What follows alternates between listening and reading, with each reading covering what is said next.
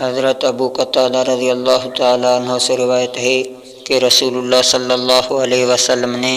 انہیں واعظ کرتے ہوئے فرمایا کہ اللہ کی راہ میں جہاد کرنا اور اللہ پر ایمان لانا بہترین اعمال میں سے ہیں۔ اتنے میں ایک آدمی کھڑا ہوا تو اس نے عرض کیا، اللہ کے رسول، مجھے بتائیں کہ اگر میں اللہ کی راہ میں شہید کر دیا جاؤں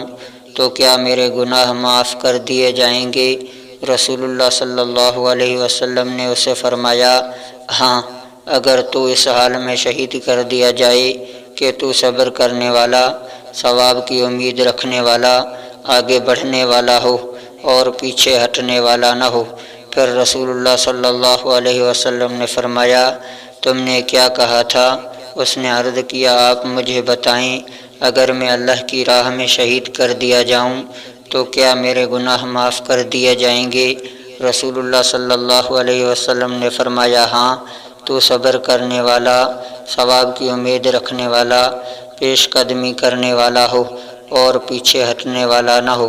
البتہ قرض معاف نہیں ہوگا، کیونکہ جبریل علیہ السلام نے اس بارے میں مجھے یہی کہا ہے۔ حضرت عبداللہ بن عمرو بن عاص رضی اللہ عنہ سے روایت ہے کہ نبی صلی اللہ علیہ وسلم نے فرمایا، اللہ کی راہ میں شہید ہو جانا قرض کے سوا ہر چیز کا کفارہ ہے۔ حضرت ابو ہریرہ رضی اللہ تعالی عنہ سے روایت ہے کہ رسول اللہ صلی اللہ علیہ وسلم نے فرمایا، اللہ تعالی دو آدمیوں کی طرف دیکھ کر مسکراتا ہے، ان میں سے ایک دوسرے کو قتل کر دیتا ہے اور وہ دونوں جنت میں داخل ہو جاتے ہیں۔ یہ اس طرح ہے کہ ایک شخص اللہ کی راہ میں جہاد کرتا ہے اور وہ شہید کر دیا جاتا ہے، پھر اللہ اس قاتل پر اپنی رحمت سے رجوع فرماتا ہے، وہ مسلمان ہو جاتا ہے، وہ بھی شہید کر دیا جاتا ہے۔ حضرت سہل بن حنیف رضی اللہ تعالیٰ عنہ بیان کرتے ہیں، رسول اللہ صلی اللہ علیہ وسلم نے فرمایا، جو شخص صدق دل سے اللہ سے شہادت طلب کرتا ہے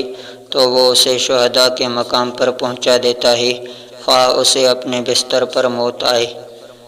حضرت انس رضی اللہ تعالیٰ عنہ سے روایت ہے کہ حارثہ بن سراقہ رضی اللہ تعالیٰ عنہ کی والدہ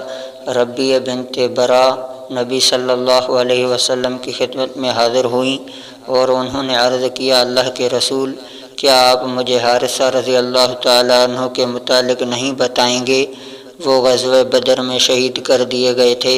انہیں نامعلوم تیر لگا تھا، اگر تو وہ جنت میں ہے تو میں صبر کروں گی، اور اگر اس کے علاوہ کسی اور جگہ پر ہے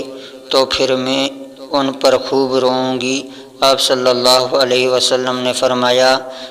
حارثہ جنت میں کئی درجات ہیں اور تیرا بیٹا تو فردوس بری میں ہے۔ حضرت انس رضی اللہ تعالی عنہ بیان کرتے ہیں، رسول اللہ صلی اللہ علیہ وسلم اور آپ صلی اللہ علیہ وسلم کے صحابہ رضی اللہ عنہم روانہ ہوئے، حتیٰ کہ وہ مشرکین سے پہلے بدر پہنچ گئے اور مشرکین بھی پہنچ گئے تو رسول اللہ صلی اللہ علیہ وسلم نے فرمایا، اس جنت کی طرف پیش قدمی کرو جس کا عرض زمین و آسمان کی مانند ہے۔ عمیر بن حمام رضی اللہ عنہ نے کہا، بہت خوب، بہت خوب۔ رسول اللہ صلی اللہ علیہ وسلم نے فرمایا، تمہیں یہ بات بہت خوب کہنے پر کس چیز نے آمادہ کیا؟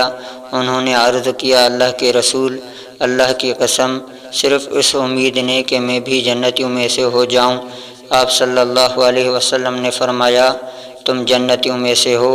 انہوں نے ترکش سے کھجوریں نکالی اور کھانے لگے، پھر کہا، اگر میں اپنی کھجوریں کھانے تک زندہ رہا تو پھر یہ ایک طویل زندگی ہے۔ راوی بیان کرتے ہیں، ان کے پاس جو کھجوریں تھیں وہ انہوں نے پھینک دی، پھر مشرکین کے ساتھ قتال کیا، حتیٰ کہ وہ شہید کر دیے گئے۔